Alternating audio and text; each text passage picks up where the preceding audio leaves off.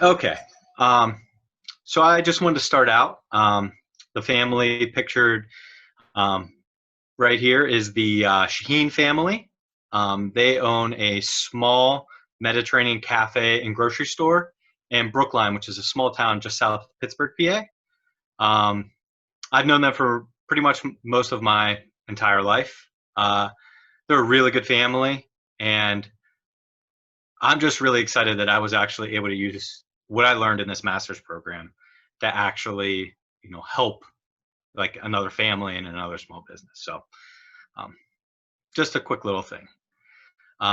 So I did a site suitability analysis, and I did that as a micro and macro analysis of Peterland. So just a quick little background. Peterland is a multi-generational business that is owned by the Shaheen family for the past 50 years. They specialize in Mediterranean cuisine, especially from the Lebanon region. Their passion has been to provide a location for immigrants to have a place to call home, while also providing some of the best Mediterranean ingredients and food money can buy in the greater Pittsburgh area. So below is a video that was included in an article by the Pittsburgh Post-Gazette honoring their 50 years in business. But just due to time constraints, I'm not going to play that. And if you would like to watch that after, feel free to.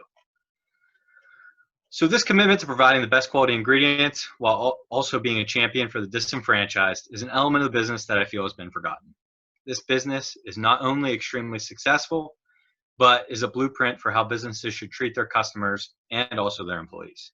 The study was created in order to help this family expand their current operations to not only Brookline, PA, but to a new cafe in the greater Pittsburgh area and a new grocery store in the tri-state area. In order to meet this goal, the study broke it down into two segments. Possible location for a new cafe with a small footprint around the 1,500 to 3,000 range in the greater Pittsburgh area, and the possible location of a new grocery store in the tri-state area, around 7,000 square feet. So just a quick map just showing Peterland's location.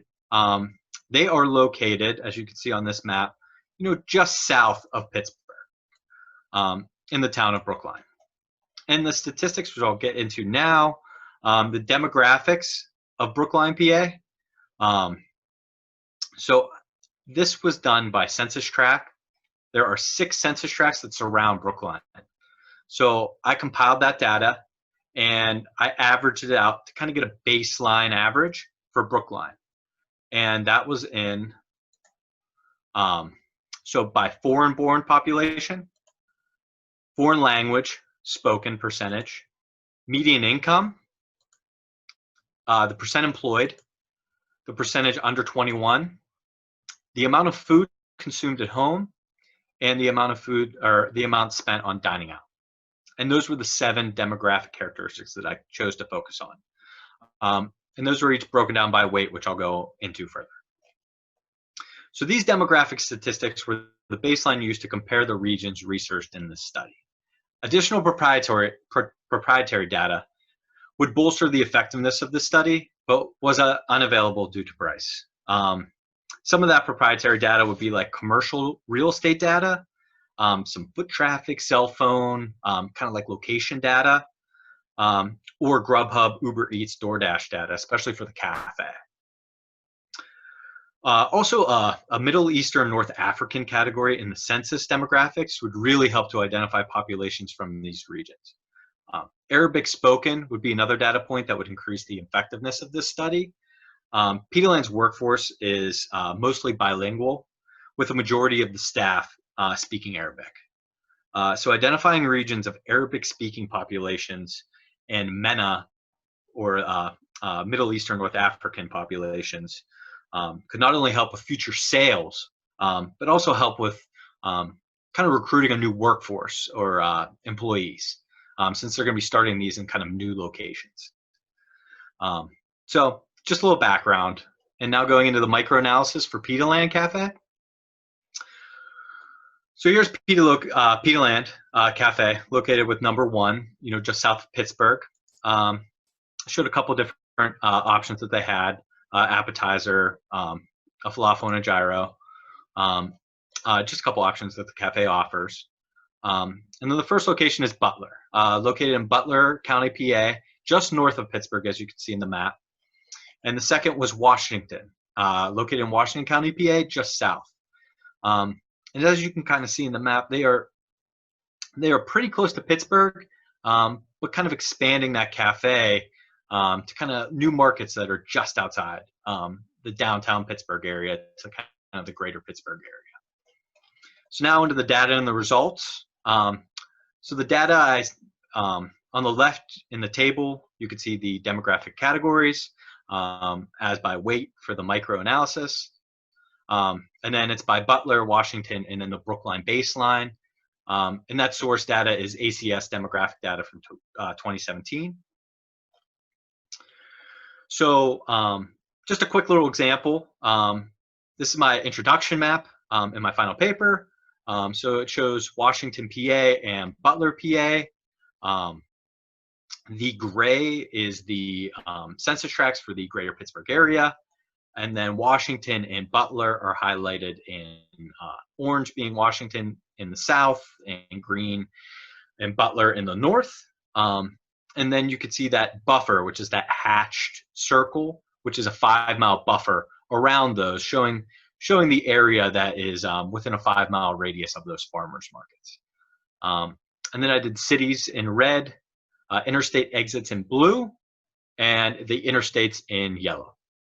So just a quick example of one of the maps that I used in my microanalysis. Now to the results. So Butler variance and Washington variance. So Butler had the better overall statistics, although it did not have an amount spent dining out or amount spent food at home. Now Washington did have that, and its statistics were okay, but not as good as Butler's. But I do believe that both these locations will be a good location for a new Pita Land Cafe. Now onto the macro analysis. So quickly, so here's the location of the grocery store. Just a quick little inside view. So half of it is the grocery store, and half of it is the pita baking, which they do wholesale.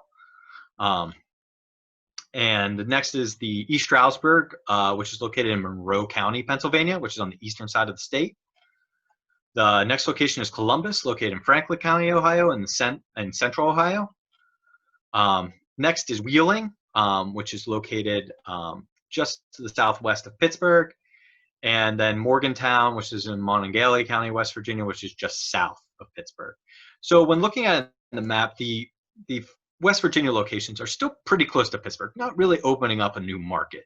But when you look at the East Stroudsburg, Monroe locations, which does have a farmer's market, and the Columbus and Franklin County, Ohio, which also has a farmer's market, are very good locations, kind of opening up a new market for them. And I think they would be the best two options. But let's see how the data and the results pan out. So the data in the results. First, the data. On the left-hand side, you have the demographic categories as by weighted from the interview with Joey. And the top, you have how each county and the Brookline baseline. And again, the source is the ACS demographic data from 2017. Now, just a quick map. This was for Franklin County, Ohio, for population under 21. And this is a graduated color map. So you can see down here, the lighter green is the lower, skewing to darker for the higher populations of under 21. The gray background is the actual Franklin County, Ohio. And again, with that hatched circle, showing that 5-mile buffer from the farmer's market that's located pretty close to downtown Columbus. And this kind of highlights, there are a couple other areas that could be good locations for a new grocery store. Cities again in red, and the interstates again in yellow. So just a quick example map for the macro. Now to the results. Again, Monroe had the better results in the top 2 categories in foreign-born percentage and foreign language percentage, but Franklin had the better in the other 5. So I kind of gave him a 1A, 1B. And the tiebreaker was that Monroe County is in PA, and when speaking with Joe and his family, the PA was kind of where they would like to stay, but I really do think this Franklin County, like Columbus area, would be a really good market for them to open up a new grocery store. Now to my methods. So the initial process was to gather data. A lot of that was ACS data from the US Census. After gathering all that data, I started gathering some the ACS census tracts, the PASDA roads, the ODOT roads, the West Virginia GIS roads. And then once I had all that, then I started opening up my ARC toolbox. Started doing a lot of joining that data together, and then kind of clipping that down to the locations that that I was studying, and then adding that buffer for that farmers market, which is really important to their business.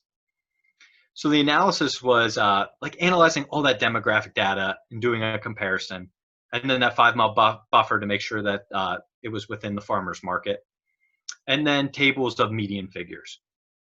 And the results were the variance tables, which I showed above, and maps showing the results of the micro and macro analysis, and there were a good bit. Now to the site suitability takeaways. This study showed how demographic data can be used as a comparison baseline to other locations around the United States. So for the microanalysis for P-Line Cafe, Butler and Washington were identified as good locations for a new cafe. Some additional things that could have been added. Some commercial real estate data would have been really, really nice. To be able to identify like that 1,500 to 3,000 square foot range and analyze an area even further. Some additional statistics, possibly some crime, some competition data, or some other demographics. And then some Grubhub, Uber Eats, or DoorDash data for the amount spent on Mediterranean kind of takeout in that area to see if a cafe would be feasible. Now to the macro. So Monroe and Franklin were the top two. Also some commercial real estate data for that 7,000 square footage, and the use code that they're currently using of that RET 10,000. I could really kind of analyze down on like how many locations they have in that area. Some additional statistics, crime, competition, other demographics, and maybe the amount of other Mediterranean restaurants in the area that would need their wholesale products, mainly their pita. And then some foot traffic or cell phone data would be key.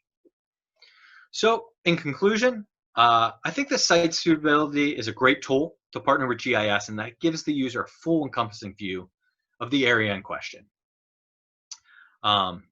This site suitability study highlighted regions in the greater Pittsburgh area and tri-state area for a new cafe and grocery store respectively. And each region had its own unique characteristics that made them unique. And I really hope that this study helps a family expand their family business and spread that delicious pita to these new locations. And that was my study. And if you have any questions, I will take them now.